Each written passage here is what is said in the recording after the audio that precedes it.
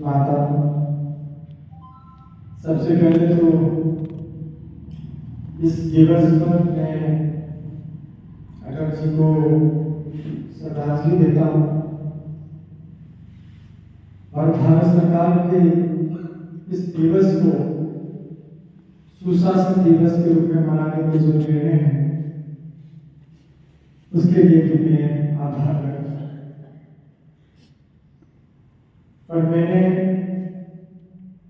इस परिसर में इस बार हम लोग 26 नवंबर को संविधान दिवस पे मिले थे और एक अपेक्षा रखी थी कि हम जल्दी जल्दी ऐसे प्लेटफॉर्म पे मिले जहां अपनी बात बेबाक तरीके से रख पाए। और बड़ा कितना अच्छा अवसर है पिछली बार संविधान दिवस और आज सुशासन दिवस।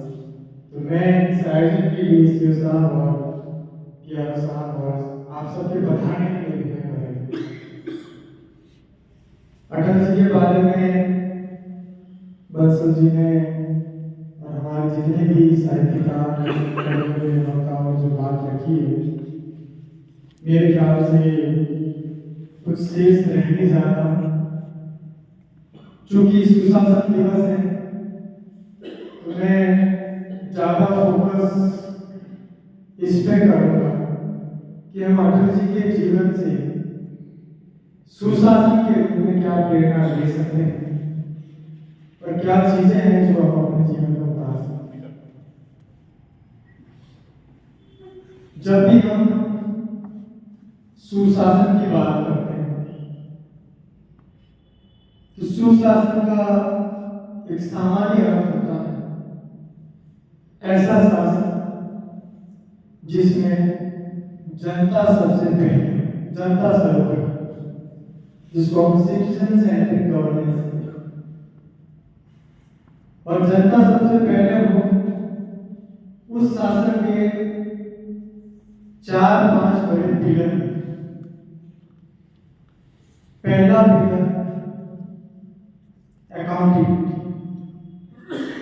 दूसरा पिलर कनेक्टिविटी, तीसरा pillar communication and the most important rule of law, कानून सर्वोपरि, सबके लिए कानून बराबर।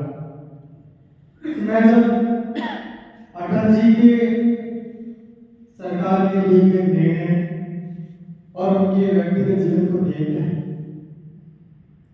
तो आप देखेंगे कनेक्टिविटी को लेकर जो पहल उनके समय हुई, अभी बंसल जी ने और देव जी ने भी बताया,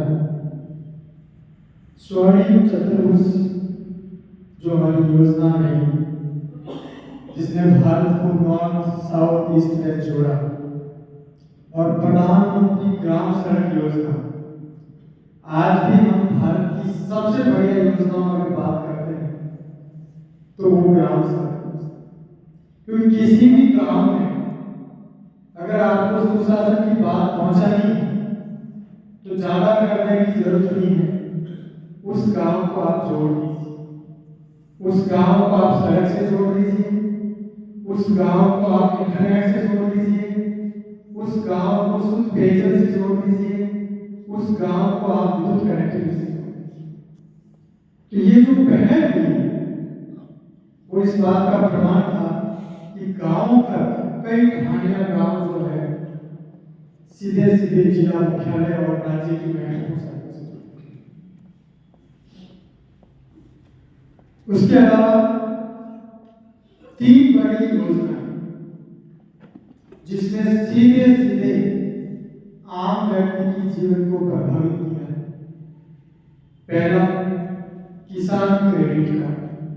हम सब मानते हैं कि हमारे किसान किस तरीके से साहूकारों के चक्कर में रहते हैं। 3%, 5%, 10% तक इंटरेस्ट पर महीने देना पड़ता है। आज मेरे ख्याल से ज्यादातर किसान किसी न किसी रूप में केसीसी से जुड़े और उनके उन बेनिफिट का लाभ किसानों के जीवन में।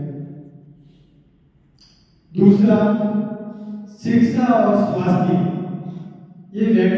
सबसे पहले आप देखेंगे राष्ट्रीय ग्रामीण स्वास्थ्य मिशन और सर्व शिक्षा अभियान, ये अटल जी की सरकार ने लाए गए दो बड़े अभियान हैं, जिनके माध्यम से गाँव में स्कूलों का इंफ्रास्ट्रक्चर और गाँव में स्वास्थ्य सेवाओं का विस्तार।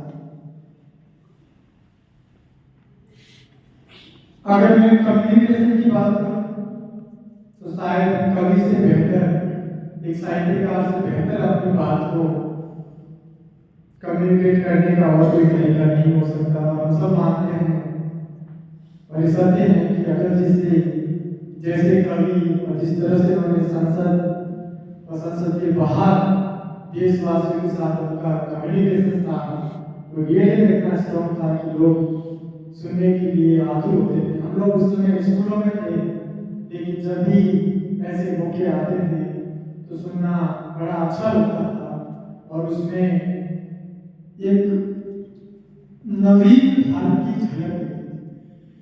मैं 2-3 बिंदु हैं जो अटल जी के जीवन से जुड़े हुए हैं। उन्होंने भारत की विदेश नीति को एक बहुत बड़ा आधार और उन्होंने एक सच्ची बात कही थी कि हम हमारे दोस्त को बदल सकते हैं, पड़ोसी को बदल सकते हैं। तो पड़ोसी के साथ किस तरह के संबंध रखा जाए, या आज भी भारत की विदेश नीति का सबसे बड़ा आधार है कि पाकिस्तान को हम हटाने के लिए उनके साथ किस तरह से रिलेशन रखे जाए, अन्य पड़ोसी देशों के साथ किस तरह के संबंध। इसी तरीके से विज्ञान को लेकर जो उनका सोच थी, चाहे वो परमाणु परीक्षण की बात हो, और सबको पता है जय जवान जय किसान के बाद जय विज्ञान अटल जी ने ही किया, जो इस बात को दिखाता है कि आधुनिक युग में विज्ञान की जो इम्पोर्टेंस है वो सर्वोपरि है। उसे हमें अपने जीवन में, अपने शासन के कार्यक्रमों में और अपने देश के सर्वोच्च प्रोग्राम में शामिल। इसी तरीके से हमारे जो राष्ट्र के मूल्य हैं, संस्कार, संस्कृति है, उसे पर हमें गर्व करना चाहिए। ये बात अटल जी का विदेश मंत्री के रूप में यूएन में हिंदी में भाषण देना इस बात को दर्शाता है कि हमारी मातृभाषा, हमारी राजभाषा को हम सर्वोच्च स्थान देते हैं और उसको अंतर्राष्ट्रीय स्तर पर चाहे कोई भी प्लेटफॉर्म होगा वहां पर उन्होंने पहली बार। ऐसे कई और बिंदु भी हैं जिन पे चर्चा की जाए उतनी ही कम है। जब भी हम लोक सेवक के रूप में गुड गवर्नेंस की बात करते हैं तो हमारा एथिकल कंडक्ट एक महत्वपूर्ण है कि हमारा आचरण और हमारा व्यवहार कैसा है। तो शायद हमें अटल जी के जीवन को अगर हम क्लोज भी देखें, वरिष्ठ पत्रकार ने कुछ पहलुओं के बारे में बताया, तो अगर हमारा कंडक्ट अच्छा है, हम जैसे हैं वैसे ही जनता के बीच में दिखे, तो जनता का विश्वास भी बढ़ेगा, हमारी क्रेडिबिलिटी भी बढ़ेगी और इस सिस्टम में जो अकाउंटेबिलिटी का काम है, क्योंकि पत्रकार बंधु भी यहाँ बैठे हैं, सिस्टम वही वर्क करता है जिसमें चेक एंड बैलेंस है। हमारा गवर्नेंस मॉडल भी ठीक है। अगर कोई पिलर फेल होता है तो दूसरे पिलर को आगे आकर उसको चेक करना पड़ता है, उसको बैलेंस। अगर प्रशासन अपनी बात जनता तक किसी तरीके से नहीं पहुंचा पा रहा है तो लोकतंत्र के चौथे पिलर की जिम्मेदारी कि वो अपनी बात को, जनता की बात को प्रशासन तक और प्रशासन की बात को जनता तक पहुंचाए। ये सभी बातें हैं जो आज इस दिवस को इम्पोर्टेंट बनाती है और मेरा आग्रह रहेगा सभी अधिकारियों से, उपस्थित सभी प्रमुख नागरिकों से, इस दिवस की सार्थकता तभी है जब इन मूल्यों को हम लोग व्यक्तिगत जीवन में अपनाएं। अपेक्षा करूंगा कि अटल जी के जीवन से सीख लेते हुए, सिटीजन को फर्स्ट रखते हुए, नागरिकों को फर्स्ट रखते हुए हम अगर दैनिक कार्य नियोजन करेंगे तो जैसा कहा गया था कि हमें सुशासन दिवस मनाने की जरूरत नहीं पड़ेगी।